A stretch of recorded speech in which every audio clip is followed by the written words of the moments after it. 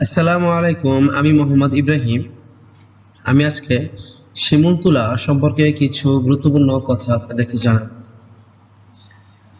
শিমুল গাছের ফল শুকিয়ে ফেটে গেলে ভিতর থেকে পাওয়া নরম তুলা হলো শিমুল তুলা।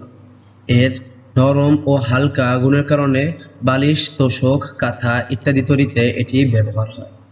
রাসায়নিক মুক্ত ও প্রাকৃতিক হওয়ায় এটি স্বাস্থ্যসম্মত এবং শিশু ও বয়স্কদের জন্য আরামদায়ক।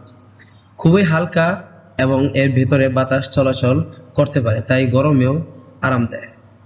গ্রামীণ এলাকায় সহজেই পাওয়া যায় এবং দামও কম, তাই সবার কাছে জনপ্রিয়। আপনাদের কারোর মধ্যে যদি শিমুল তুলার প্রয়োজন হয় এবং শিমুল তুলা অথবা শিমুল তুলার বালিশ ব্যবহার করতে চান অথবা কিনতে চান, তাহলে অবশ্যই আমার ফেসবুক পেজের মাধ্যমে আমার সাথে যোগাযোগ করুন। আমার ফেসবুক পেজের লিংক আমি কমেন্ট বক্সে দিয়ে রাখবো। ধন্যবাদ।